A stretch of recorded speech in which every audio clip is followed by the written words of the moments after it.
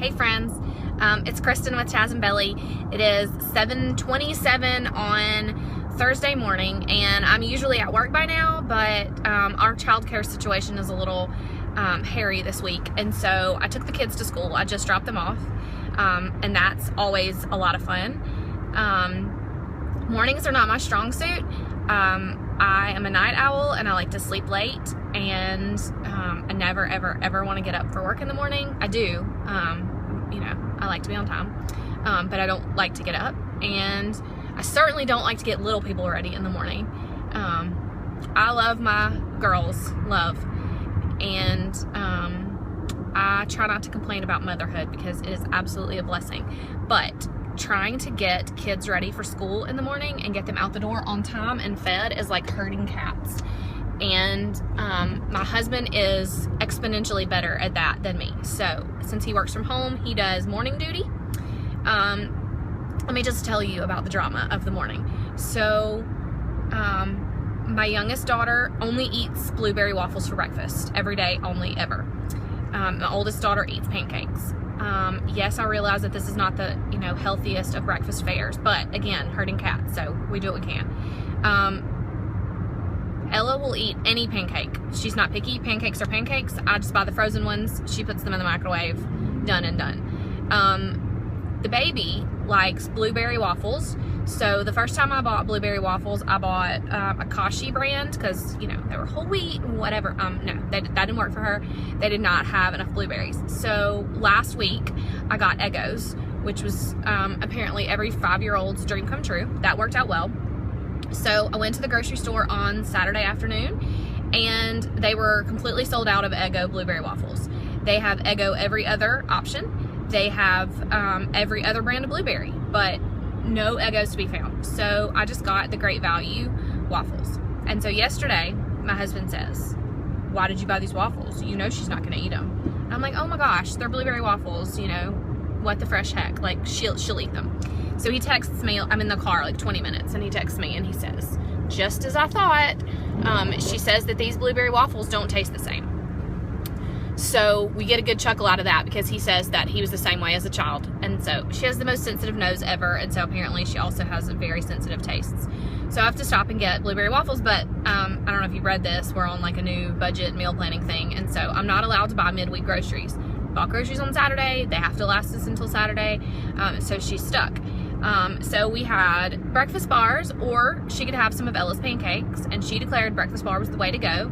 Then had an ever-loving meltdown because she changed her mind and she doesn't love breakfast bars anymore. And so she wanted to share Ella's pancakes, but Ella didn't want her spit on the fork. So there's a major meltdown about that. And so finally we got so fretty, and Josh fixed her some pancakes because she had some time to spare.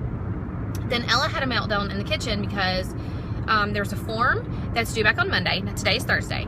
It's due back on Monday, and I read the form last night, saw that it was due back on Monday. Sure, I should have signed it last night and sent it back today, but, there's a lot of things that have to happen at night and in the morning, so I didn't get that far. And so she yells at me because she says her dad filled it out. So I take a look at it. He did, in fact, sign it, but he did not fill it out. He just signed it. So she was pretty sullen all the way to school this morning, and she got out of the car in a huff. So that's a thing. Mornings are not, I shouldn't be involved in this process at all. Josh was thrilled that I was taking the kids to school this morning. He went to work out. Not cool at all. So I don't know. I probably won't even get to work in time to get to take a lunch today, which means I won't get to work out. So he'll, look nice, and I'll just be fat, and that's fine. I have really no idea. I don't have a plan for this vlog. You guys probably don't even want to watch. I have been really good about keeping up with Blogtember. I've only missed one post, and that was Sunday, to do a mood board about this season of your life. And I already did a mood board about the blog, and I did a mood board about our favorite season, and then one about fashion, and I was just kind of mood boarded out, to be perfectly honest. And it's Sunday, and I don't really want to blog on Sunday, and I didn't have it done ahead of time, so I scrapped it. Although I did enjoy looking at everyone else's. So I had this week all planned out, everything was done, and I looked at the calendar last night and saw that Friday is a vlog, and I have nothing left. So this morning, I like to wake up early in the mornings. I just don't like to get out of the bed, and I drive my husband crazy because the alarm goes off at like 5:30, and he doesn't have to get up until 6:30, and I really can push it until 6 o'clock sometimes. And so I like to lay there and talk to him and poke at him, which he adores. And so I asked him this morning what he thought I should vlog about, and I'm guessing that you can probably guess what his response was. It was a big fat shrug. He mostly wanted me to stop talking to him. So I'm in the car and I'm on my way to work. I'm not sure if vlogging from the car should be a thing, but I have the phone mounted on my dashboard, so we're good. There should be, you know, no problems with my driving. It shouldn't affect my driving in any way. I may glance at the screen occasionally, but that's no different than looking at your mirror, so I'm not really worried about that. I guess if I have to discuss this with an officer, then, you know, maybe I should be a little bit more prepared to discuss why I thought this was a good idea. So on my way to work, I have about a 70-minute commute if I leave at this time of day, so I'm gonna be here for a while. I promise I won't talk for 70 minutes. We're at 6, so we're good. A couple more minutes and I'll stop. I've really enjoyed all of the friends that I've made this month. I've done a lot more commenting than usual, although probably still haven't commented as often as I should. I try to really work on that, but I usually read blogs from my phone or the iPad while I'm working. Not while I'm working, boss. I'm not, you know, reading blogs while I'm working. But like at lunch, or if I have a few minutes break, or I have a lot of times where copying files or waiting for processes to complete on the computer, and so I wouldn't say that I have a fair amount of downtime, but I have some time where I can kind of scroll. And so anyway, I usually read blogs that way, and it's really hard to comment from your phone. And so I try to catch up on comments at night or on the weekends, and, you know, life. So I'm reading all the things. Anyway, so I followed a lot of new accounts on Instagram and Twitter, and I've loved getting to know other people, and I've loved extra comments at our place, and so that's really fun. Wednesday's post was the most difficult post for me to write this month, but probably also the most necessary. If you haven't read it, I'll just link it below, but it was, Bailey asked us to compare our real life self with our on-life self, and I think, you know, really she meant for us to compare, you know, to talk about how those two things were different. But in thinking about that, I started to be concerned that there was a difference at all, and so that's really more what I focused that post on. You know, how can I make my social media life match up more accurately with my real life and still make it, you know, pretty and consistent, and that. So that's been sort of an ever-present theme in my life for the last couple weeks. I've been dealing with some things, and not anything harsh. I mean, you know, life is good over here, but, you know, making some adjustments to life and to budget and to schedule, and you know, we're always trying to make ourselves a little bit better. And so I've been working on some things, but I feel like my Instagram feed especially probably looks pretty, you know, precious, and we're not precious. And so I worry sometimes that, especially people who know me in real life, and I'm passing a police officer, hold your horses. So people that know me in real life might look at my Instagram feed and think, gosh, she's only showing the pretty parts, or she sure is trying to make herself look precious. And so I've really been worried about that for the last couple weeks, especially given that I've had a huge influx in followers this year. I've really tried to work on developing the blog and the social media feeds this year. I think I had 600 followers on Instagram in February, and today I have like, I don't know, 3,300 or something. I got like over 100 followers on Wednesday, and a fair amount on Thursday. I don't know why that, sometimes that, you know, you got to share something and you have some explanation, and then other days, I don't know, you post something with a hashtag and all the people come. So anyway, I've had a pretty significant increase in followers this year, and so I just, on the one hand, you want them to stay. I don't know, maybe I'm the only one that, you know, has a little bit of a heartsick moment when you see so-and-so unfollowed you. But, you know, I'm like, why? You know, what did I do? Like, what did I do? What did I post that was not appealing to that person? And you just can't, you can't please everybody. You can't, and I can't think about that constantly. And so, I feel like I've kind of let that take over a little bit. So Wednesday's post was really, apropos. And then it sort of sparked this major conversation in my life about friendships, and I can't even tell you, I had so many texts on Wednesday and emails, and there were some comments too, but more like personal contact about the post, and not even about the social media part of it, just about some of the things that I said that people were related to. And that was so overwhelmingly wonderful to hear. I had a little bit of criticism, criticism's not even the right word, constructive criticism, just about, how some people were frustrated with social media moms in general, and how we tend to share things that they can't relate to. And that's one of the reasons that I shared that post. Like, I feel like a lot of times it looks like I spend a lot more money than I have, because I just need to say it. Sometimes you get free things. Companies will send you things, or people use your codes and your referral links to buy things, and so you end up with credit, and so you spend it on yourself, and then you blog about it because you want people to see how awesome it is, and then they buy more things, and you get more credit, and so you buy more things.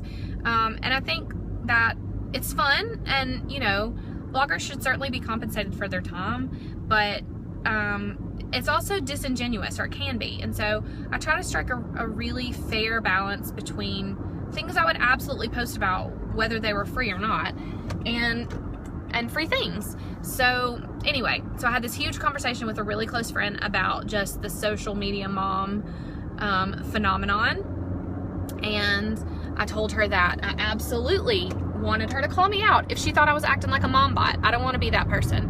But then above and beyond even that, so the thing that I think struck a chord with the most people was when I talked about friendship.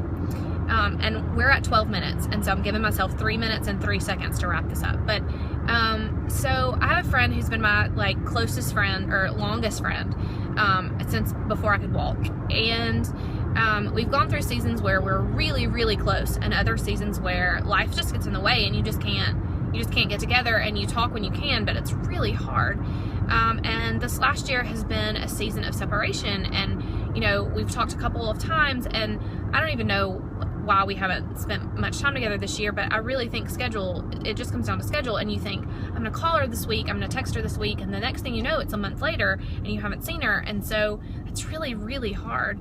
And then I have been for several years a part of a wonderful Bible study, a small group, and last year the mom who sort of put it together moved to another town, and she's 6 minutes away, but just that move, you move and you make new friends, and you join a new Bible study group, and so the other Bible study group tries to figure out a new schedule and pull it together, and it just doesn't work. And so I haven't been meeting with that Bible study group for a year, and a year ago I would have told you that was my tribe, those are my people, but now I rarely talk to any of them, and it's hard. You miss them so much, and you see them posting, pictures with other girls on social media, and you think, gosh, I miss them. I want to be in that picture.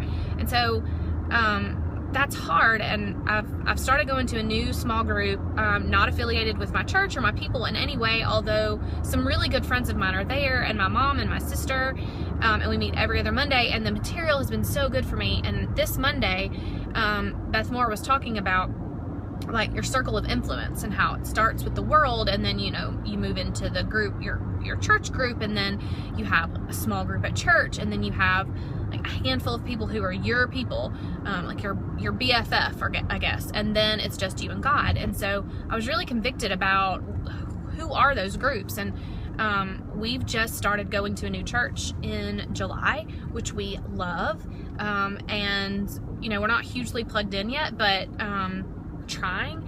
And small group semester just started this week, and I was really disappointed because I could not find anything that Josh and I could go to together that fit our schedule, and I've been really upset about it. And then I just had I had to think, and I was like, God did not lead me to a small group this month. He just didn't.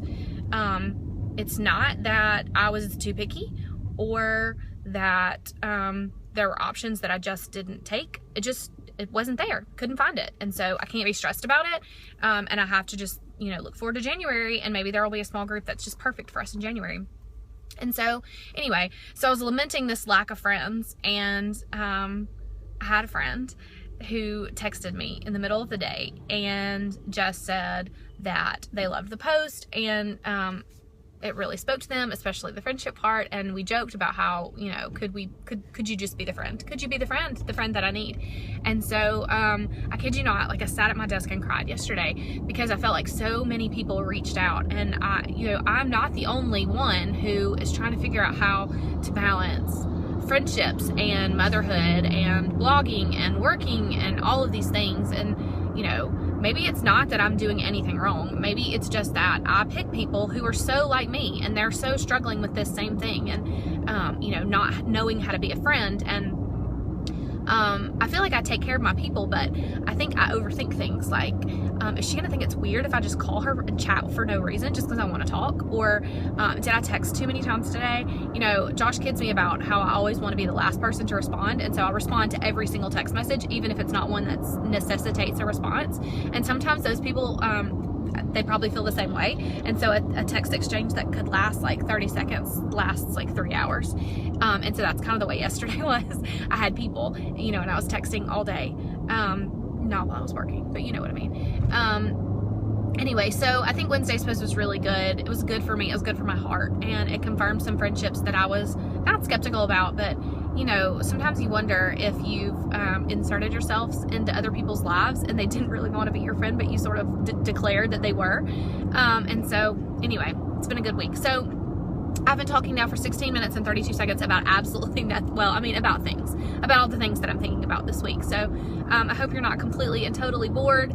I'm only a third of the way to work, perhaps, but this is the quickest part of my drive. I'm about to be thrust into a disastrous traffic situation, and so a new Audible book and I are about to get real comfy, and I'm not listening. This is so embarrassing. I'm not listening to anything like educational or thought-provoking in any way. I just finished up some really great books, and so mostly I just wanted some fluff. And so yesterday I finished After by Anna Todd, which is an absolute YA college romance. It was a little spicy, I won't lie. It was good. It was not a happily ever after ending, so today we will be picking up with the story from the dude's perspective.